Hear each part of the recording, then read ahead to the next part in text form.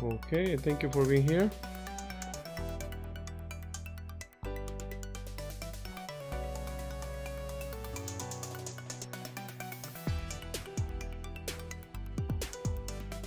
Okay, I hope that everybody's okay.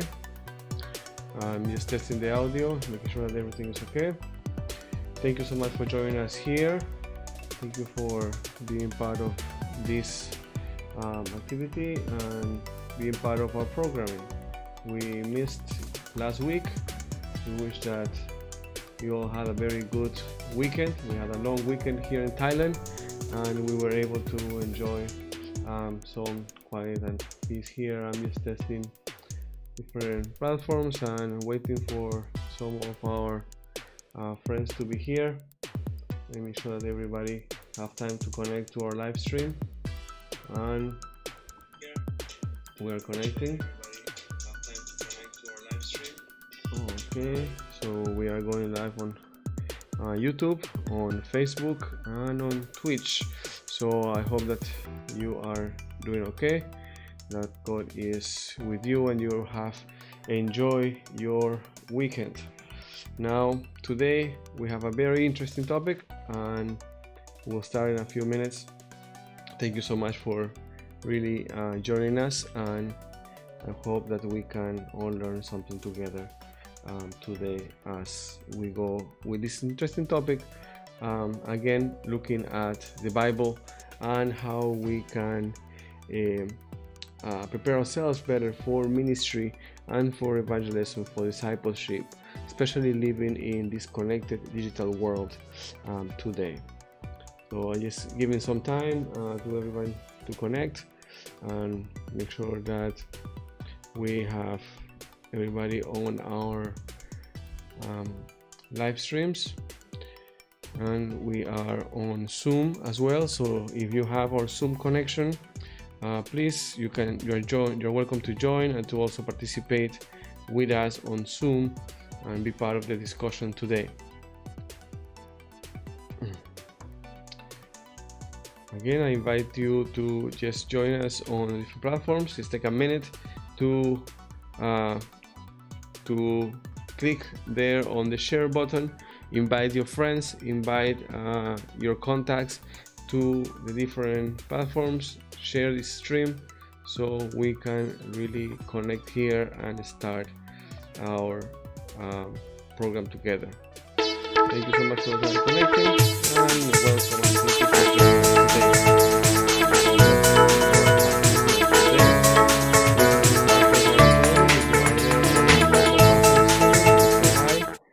And we can really thank you for being here. But first, I'd like to ask God to be with us. So I invite you all to just give a prayer in your hearts that we might invite those that are around us, that this message, that this topic today that we're going to be discussing might reach those that need it, that God might lead our discussion today, that His Holy Spirit might open our minds, open our hearts, and we might be able to enjoy this moment together and share more about the digital life of a missionary, how we can share with others more about God, how we can share with others more about Jesus, and what is this digital missionary life all about. Again, for those that may not know me, my name is Pablo. I am a graduate of theology from Andrews University in Burning Spring, Michigan, and I finished my master's in the Philippines at the Adventist University of the Philippines, and have been here in Asia for the past 10 years, working in different areas, mainly in the church and the area of marketing and development. And for the past 2 years, I have been blessed to be able to work for the Lord through online ministry. And this is really a platform where we share every Tuesday at 8 p.m. We connect together and just share a little bit more about the life of a digital missionary and how we can all make a difference in our lives and in the lives of others through sharing the gospel of Jesus online, and how we can also help financially to our church and to our families as we minister for Jesus. And it's really important for us to be able to connect. Again, if you go to our social media accounts on YouTube, on Instagram, or on Facebook, you can also follow our discussions. Today we're talking about the how to start the conversation. So I'm not talking about any conversation or any secondary meaning conversation, but the conversation about ministry and evangelism online. That is the conversation that is difficult to start, and that's the conversation that we're going to have tonight. How we can start our conversations about ministry. So we have asked God to really be with us, and we have all shared our comments. We have all shared our live stream with our friends, and I hope that everybody is connecting now on our different platforms, and we can really start and enjoy sharing a little bit more about the Bible and about digital ministry and digital missionaries. And without further ado, I'd like to ask you that I know that we have different things that keep us always busy and keep us distracted at time. So I just ask you for the next 30 minutes, just put your phone on silent, maybe sign out from all the digital devices around you, and just give me your full attention that we can have a beautiful conversation. If you want to be part of the conversation, you want to ask you questions, please just type there on the chat menu on your side or under this link, and I will receive your chats messages here. And also, if you have the link for Zoom, we are also live on Zoom, so you are welcome to also join us there and be featured here on our call. Thank you so much for joining us, and without anything else, today I want to learn how to start that conversation about Christ. And I'm going to take 5 pointers of how we can start that conversation from the Bible, from an example that we see in the book of John, chapter 4. And here is something that I want us to really see and understand how we can start that conversation. As we have shared in many opportunities before, this is already our 7th episode of this weekly conversation about online digital ministry. I said that ministry, it is something that we do every single day. It is about influencing change on people. So if you want to share this content, just put there on your social media account and just put hashtag influence change. And that's what we are doing. Ministry is about influencing change in others. And we are using the digital platforms to do that and be able to connect with people. Because when I remember when I was thinking about ministry or missionaries, and you go back to many years ago, maybe about 20 or 30 years ago, you think about somebody traveling on a donkey or on a horse into the jungle, on a kayak, maybe 2 or 3 days to connect with people that have never heard about the Word of God, and going there, ministering with people, learning about their ways, learning what they're doing, contributing to their life, and sharing the message of salvation with them. And that is something important, because nowadays we ask what it is that we can learn from these people. What is it that these missionaries have in common to what we are doing today? And I remember my parents, whenever we traveled before, when we traveled in a bus or in a train or in an airplane, my dad would be very quick to start a conversation with the person sitting next to him. Whether it was a female, male, child, adult, and young, old, he will find a way of starting a conversation with the person. And not only any conversation, but eventually get to the conversation about Christ and about salvation. And that is what I want us to focus on today. How do we start that conversation? Because when we go on the BTS, on the train, on the plane, on the bus in our days, we are not starting a conversation. Actually, right now with the coronavirus all around the world, people are asked not to talk in public. We are wearing our mask. It's difficult to talk, different to connect, and we are, yes, all immersed in our digital devices. We try to keep our heads down. We try to interact as least as possible with other people, not only for safety, for our own safety, but for the safety of those around us. So how do we start those conversations? In the past, my father was very good at those conversations, and I learned how to do those conversations when I started canvassing. I paid for my first 2 years in university by selling books. And it was not cheap to study university, so I had to become very good at it and really try to learn how to knock on people's doors unannounced and try to sell them a book, a message of salvation that will bring them healing to their homes, to their families, to their relationships, at the same time leave that message of salvation in their homes. And I remember the first coordinator I had for our group. His name is Angel Cuenca. I don't know if he's watching or if he ever gets to listen to this. I never talked to him or have seen him again after that first experience in 1999, I believe it was. But he taught me something important. He said, Pablo, when you go into the house, you are going to achieve 3 things. And keep in mind that you can only be successful if you accomplish these 3 things. You have to connect with the person. You must be able to get money from this person because you have to pay your studies, and you have to leave a book. If you not connect with them, they will not give you money. And if they don't give you money, then you cannot go to school. You have lost 30 minutes or 1 hour talking to this person, and you have lost one of your objectives. And the third objective is to leave the book. So you have to leave the message of God in that home. So if you have not accomplished these things, then you have wasted your time. So anytime you knock on a door, you have to accomplish those 3 things. And you have to do it in any way possible and as fast as possible, because we had to cover a number of houses every single day. So we learned this strategy, and he used a strategy that is also in the Bible.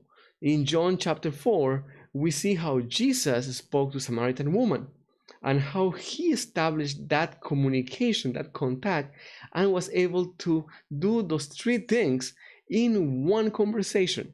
He was able to establish a connection with the woman, he was able to get water from her, and he was able to spread the message of salvation to her and to all those around her. Now, many theologians and Bible scholars have looked at this story in the Bible in John chapter 4 and can give them many theological perspective, looking at the eschatological message inside of the words, or looking at the Greek and the formation of the words, and how the message of John through this story is carried out throughout the message of the book. But today I want to look at this story as the simple act of Jesus teaching us how to be Christians. Because the message, one of the tasks of Jesus coming here was to show us, to demonstrate to us how a Christian should behave, to give us an example of a Christ-like life. So his life, throughout his experience here on earth, he was fully human. So to say that he was able to accomplish the things that we are able to accomplish today with his power and his mercy and through the Holy Spirit. So when he went to talk to this woman, he have a message to share with her. And I want to highlight 5 things that he did that we can use today when we connect with people. Now, first of all, we see that Jesus was there waiting for this woman. He was there, and he left Judea, there in verse 3. He left Judea and at once more to Galilee, and he had to go through Samaria. So he came to the town of Samaria called Sychar, in verse 4, near the plot of ground Jacob had given to his son Joseph. So Jacob's well was there, and Jesus tried as he was from the journey, sat down by the well. It was about noon. Then a Samaritan woman came to draw water. Jesus said to her, "Will you give me a drink?" His disciples were not there, they went to town for food. So here's the first interaction. This woman was a Samaritan. So we have heard this message and we know this story very well. She was a Samaritan, and there was no really something that will connect the two of them, a reason for Jesus to talk to her. She was a woman, and a Samaritan woman coming there at the middle of the day, so there was really no reason for her to expect him to talk to her, or no reason for him to talk to her other than start a conversation or to get something through to her. And the first thing that he asks is, "Will you give me a drink?" Now, here is Jesus. Jesus, the Son of God, that spent 40 days in the desert. Now, he spent 40 days in the desert, and he is sitting down and talking to a woman, asking her for water. Now, do you think that Jesus needed water? Do you think that Jesus needed to do that? Jesus could have just prayed, and with his faith, water will have come out of the rock. Jesus might not even have been thirsty at that point, because he spent 40 days in the wilderness. He knew how to fast, how to keep healthy. But he went anyhow, and God, Son, God on the flesh, asked this woman, "Will you give me a drink?" And really that shocked the woman. The woman said, "You are a Jew. How are you asking me for a drink?" And established that connection. It broke the pattern of what she was expecting. I guess a woman might have expected a man to start maybe flirting with her, or maybe no, just maybe most likely, yes, if that's the correct thing to do, just to just ignore her and just look the other way and wait for her to leave. And that was how she was used to being treated, and that's how we'll treat women that are attractive and are not really part of our daily walk. Why will we start a conversation? We have no reason to start a conversation. So, but Jesus went and asked her for something. And here is one thing that I learned when I knock at the door of people's houses and present myself.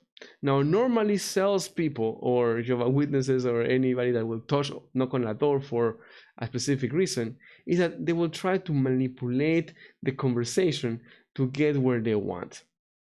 And what I learned is that you have to go and you have to be genuine. You have to go and share what you really want to share and be able to establish a connection. And people establish a connection when you break the pattern of what they expect, one, and two, when they see that there is a need, when they see that you are straightforward of what you need. So asking for water was one of my my regular almost of how to start a conversation when I knock on the door. Normally, when I was canvassing, I will be given a street, and I will prefer to start from down the street and come back up. So the people will see me walking down, and then they'll see me coming back. And they will just wait for me to knock on the door. And when I ask for water, or when I ask for some information for something, it was like a connection. And really, walking at that time of the day, it was really, really difficult. So you will really need a lot of water. And I will use that to connect. And sometimes I will knock on the door and I will see pictures on the wall, or I will see a specific person that I can profile what the person is about, and I start a conversation. I start a conversation about them, about what is their life like, what is something that they are doing, about something that they are involved in, something that they are interested about. I don't start talking about myself, what I want, but I start talking about something that they are involved in. And this is what Jesus did. Jesus said, "You are drawing from the from the well, and I think that you can give me some water. And the Samaritan woman said to him, you're a Jew, and I am a Samaritan woman. How can you ask me for a drink? Jesus answered to her, if you knew the gift of God, and who is it that asks for the drink, you will have asked him, and he will give you, he will have given to you living water. So here he twisted it around, and Jesus said, the first thing, you connect with the person. First, you talk to what they are doing, what they are going through. And then next, when they reply, you turn and say, well, there's something that I can give you. There's something that I can provide for you. I have a solution for some of your problems. And that is another thing that it is important to do. When people are opening up to you and say, well, how are you? How are you going through this pandemic? Are your family okay? Are your friends okay? Have you been impacted by this disease in any way? Then you ask, the person replies, and then you try to connect with that person with something that you can give of value. Sometimes it's just offering a prayer. Sometimes it is actually giving some experience that you have had and how that can be, how can you be of assistance? And that is the conversation. Now you might ask, well, you just said that we cannot have a conversation on the bus, on the train, on the plane because of what is going on with COVID-19. Correct. But you can have many conversations on your phones. You can have many conversations online. I have seen young people follow through with almost 15 different conversations at the same time on their phones at the same time and follow through with all of the conversation. When I open 2 or 3 different messaging apps and start messaging people on 2 or 3 platforms, I lose track of what I'm saying. And sometimes I mistakenly send a message to somebody else that was supposed to be for my wife, for example, and that can be embarrassing. But young people today can follow up more conversations and can have 2, 3, multiple conversations at the same time. So how many conversations are you having online? I'm not talking about being a digital missionary and that you have to start your YouTube channel. You have to have an Instagram account with thousands of followers. You have to have a TikTok account with hundreds of thousands of followers. If you have that gift, if God has blessed you with the opportunity to be creative and share God's message through that avenue, you have the things that you can do. But the simple fact that you can start conversations online is already a gift from heaven. And you can not only start conversations online, but you can start the conversation about sharing about Christ online. But you say, all my contacts are already Christians. All my contacts are already Adventists. All my contacts already know Jesus. Who said anything about messaging your contacts? Yes, of course. That's the first thing. If you have a large list of contacts, yes, choose 2 or 3 every single morning when you wake up, on your way to school, on your way to work, and your commute anywhere. Just choose at random and connect with them. Hey, how are you doing today? Or hey, I thought about you. I would like to pray for you. And you start a conversation. What you say first is about connect with what they are doing. So if you have somebody on your chat, just go and check out what the status is. Go and check out the last post. And then when you message them about what you have seen.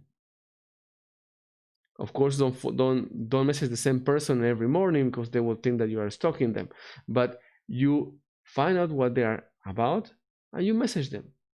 And you say, hey, I'm thinking about you today. I'd like to pray for you. Hey, I saw that you went this place this weekend. How was it? Maybe give me the information. Next time I can go there with my family. And you start something that really interests you. You don't have to start conversations just because you have to. Find people that you really want to connect to, and when you say something, mean it. When Jesus asked for water, he wanted water. And he wanted this woman to really open up to him. So he started a conversation about it. And he started not only to connect with the person about what the person was doing at the moment, but then he followed up with an offer to help. He gave value.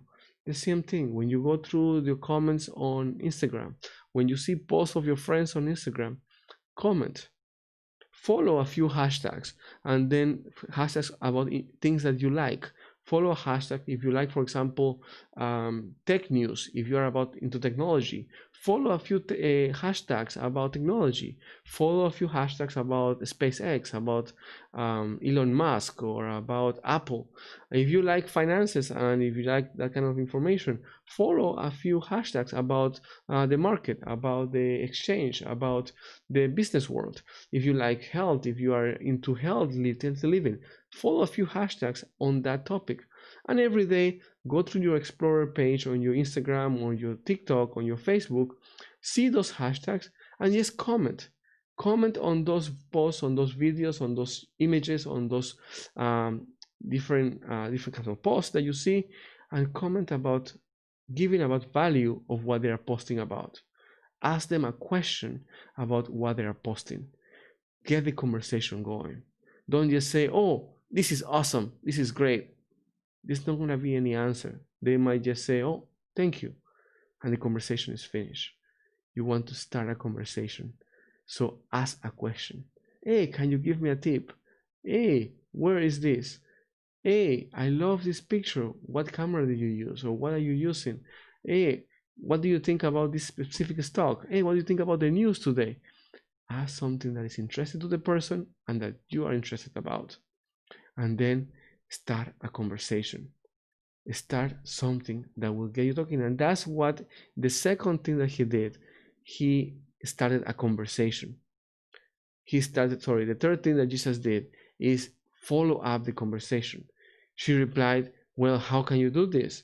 You don't have anything to bring out the water from the tank. If you are going to give me this water, well, give it to me so I don't have to come here. And then is that how he starts now on the fourth time, after he follow up the conversation, after they had back and forward, now he follows and he gives up the answer that he really wants to say. I said, no, I want to give you something that is eternal. I want to give you something that it is important to you. So the woman replied, well, sir, give me all this water so that I don't have to be thirsty anymore. And I don't have to be coming here every time to draw more water. That's in verse 15. And he told, well, I can give you this. Go and call your husband. And of course, we know how the story went. Jesus was able to really share with her information that was only known to her. Of course, we cannot do this. We don't know the future. We don't know everybody. But what we can do is we can care about these people and really see what they are talking about. Really listen to them. Because really what they are doing is listening. What Jesus was doing was listening to the woman, not only to what she was saying, but most likely also to her verbal cues, what she was wearing. Of course, you also already knew that she was coming to the well at the middle of the day to pick up water, to collect water. So all of those clues are little pieces of information that you can gather as you talk to people. What they are wearing, where they are going, what they are doing. All those things are pieces of information that can help you to extend your conversation with them to something that is personal, something that it is important to them, that you can get to the root of their problem. And that's what caring is about. That is in the fourth stage of our conversation, you start to care. You start to say, yes, I know. You are right, Jesus said. No, because you have no husband, and in fact you have had 5 husbands, and the man you now have is not your husband. So what you said is true. So Jesus went deep into her soul and was able to really talk to something personal. And that is what establishing a conversation means. to be able to go into somebody's needs and go deeper into their needs, their experiences. When we were sharing, one of the books that I will sell the most was a nice encyclopedia of health. It was a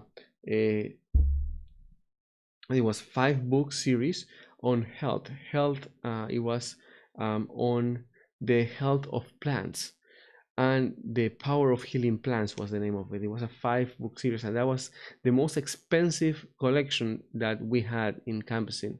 And I figured that I had to go and really try to sell the most expensive one so I could really have enough money to continue my studies.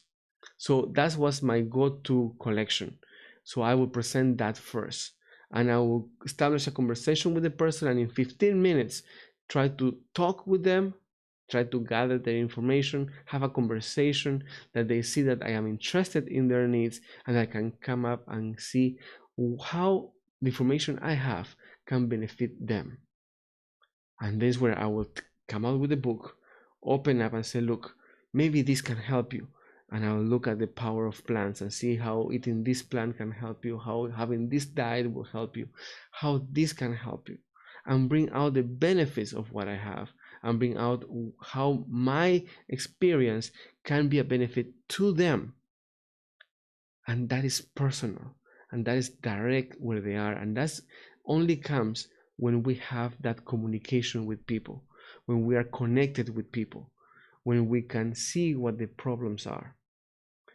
Here in Trinity Adventist International Church in Bangkok, we have a ministry that we call Glow Ministry, and we go every month to a suburb here in Bangkok where they have the people that work with the garbage, that they collect the garbage and they sort the garbage to resell or to do the recycling.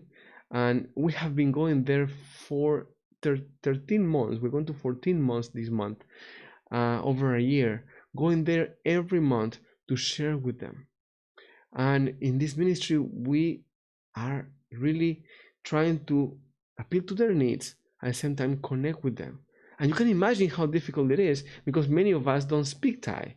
Although I have been here for 6 years, I was not blessed with the gift of tongues, and I have not been able to establish a conversation. I can understand roughly what somebody's talking about, but I cannot talk back. I cannot really have a conversation. But yet, over a year that we have in this place, little by little we start to connect with the people. We start through smiles, through signs. We start to really connect with them and connect with different people, and each members of our group is able to connect with different people and really start creating a bond of, we start to know what they are into it. And it takes time, but in conversation to really know what people need, how we can share our experience, and how the experience of salvation, how the gospel can be practical to them, we need to be able to really go into the personal aspect. When we talk with people that are on our niche, when we are on people that are on our social network, most times they have the same interest that we do. Those friends that you have on your social media accounts, most of them either you know in person, or you have some kind of relation through a friend, or you were connected because you like the same things. So that is your connection there. You are able to establish a connection and start seeing how God can be practical to these people, how God can be real in their lives.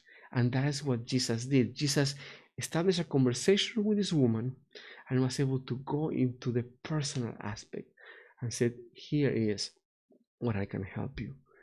Believe me, Jesus said, time is coming when you will worship the Father, neither on this mountain nor in Jerusalem. You Samaritans worship, that's in verse 22, worship that you do not know. We worship that we do know, for salvation is from the Jews. Yet a time is coming, and has now come, when the true worshippers will worship the Father in spirit and in truth, for they are the kind of worshippers the Father seeks. So here he breaks the barriers. The fifth element, or the fifth task in our conversation, it is to break the barrier. There is a wall when we talk about Christianity, when we talk about Jesus. People put a wall and say, wait, you are attacking my beliefs, you are attacking my worldview. Hold on a second. I was open to talking to you about what I believe, what I think about my personal life. I can talk to you about, and I will listen to your advice. I will listen to what you have to say. But wait a minute. When you are talking to me about changing my religion, changing about my worldview, wait a second. But Jesus is able to go beyond that wall and said, no need to put that wall. Whether you are a Samaritan, whether you are a Jew, whether you are a Christian, a Buddhist, a Muslim, a Hindu, the time is coming when you need to worship in spirit and in truth. And that is something that can connect us throughout the religion, can connect us throughout any religion, because we all are seeking the truth and we all want to worship in spirit. So don't create barriers when we talk to our friends online. Don't put barriers in place, but break those barriers to talking the truth, to always going to the spirit, to always talking to the heart, not to the actions of what divide us, what makes Buddhists better than Christians, or what makes Christians better than Muslims, or what makes Hindus better than any other religion. We have to talk about the truth. And here is when I have a warning for all of us that are living this digital connected life. We need to speak in truth. And now more than ever, we are tested with these things. And I have said it here before, and I will continue to say it. As Christians, as online digital missionaries, we need to always seek to speak with the truth. No matter what we say online, to the best of our knowledge, we should speak the truth, because we need to be a viable and believable and reliable solution and answer for people out there. Whenever you share something online, or whenever you reshare or repost anything online, make sure that you do it in spirit and in truth. That is something that is good, is to allow to worship God, that it is acceptable in the eyes of God, and it is truth. No falsehood, nothing that will harm our relationship with God, nothing that we should hide from God, or should hide from people, or should hide from our own mother, should we repost or post online, because we need to be able to establish those connections. If I am not sharing the truth, if I'm not sharing something that is true to the 100% of my knowledge, I have to be careful, because then when I repost something that I find to be truth, that I find to be important, people might question it, because I already have shared something that was found to be false.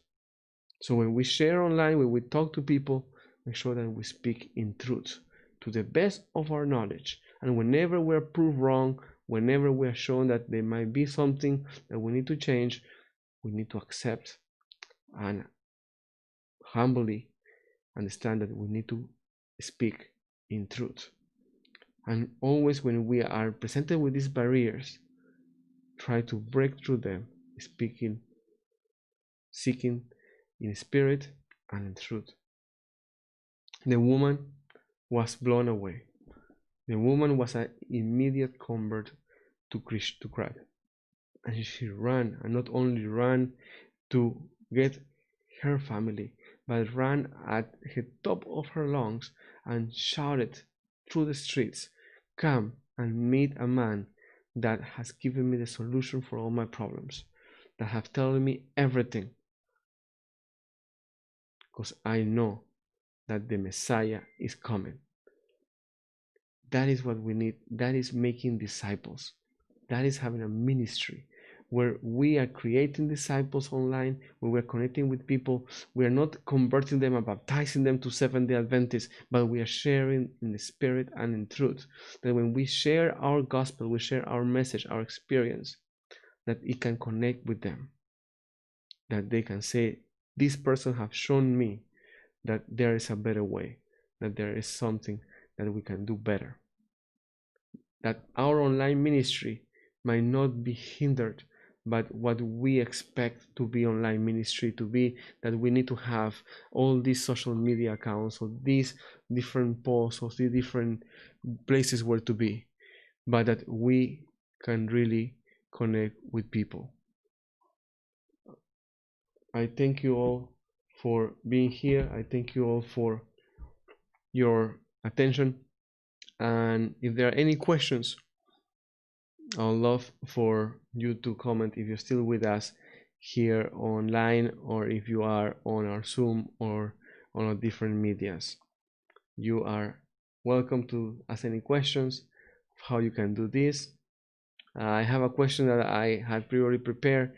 I heard somebody asked me throughout the week how I should connect with more people and how should I really start that conversation.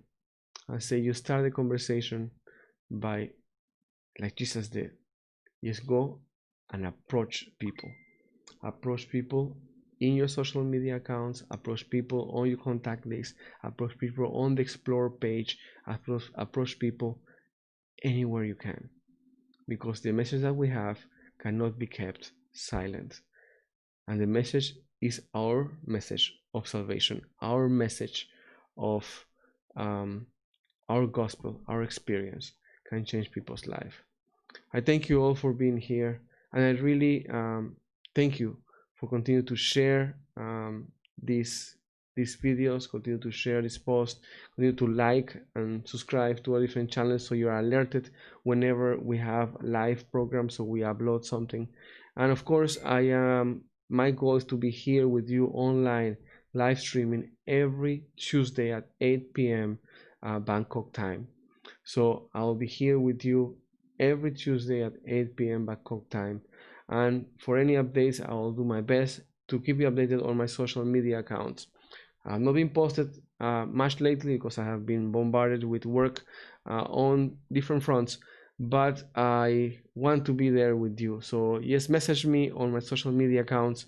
If you have not seen them before, just go to any social media and type riospablo.co.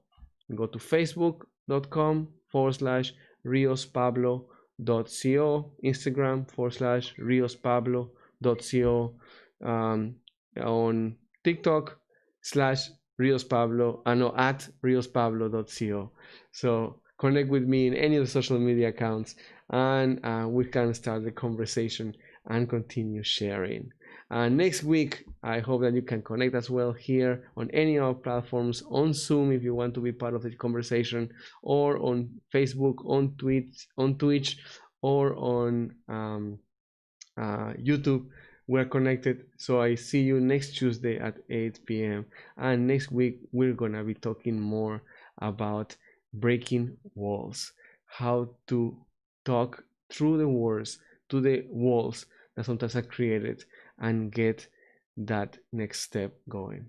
I thank you all for being here again. May God bless you, and I pray that the Holy Spirit might be in your life. The Holy Spirit might work through your work, through your studies, through everything that you do, that you might continue to be a light in the people around you, might continue to influence change.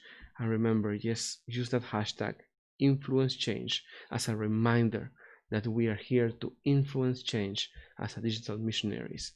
We are here to connect with people and to make a difference. I thank you all for being here. I thank you all for really sharing, and may God bless you, and I'll see you next week.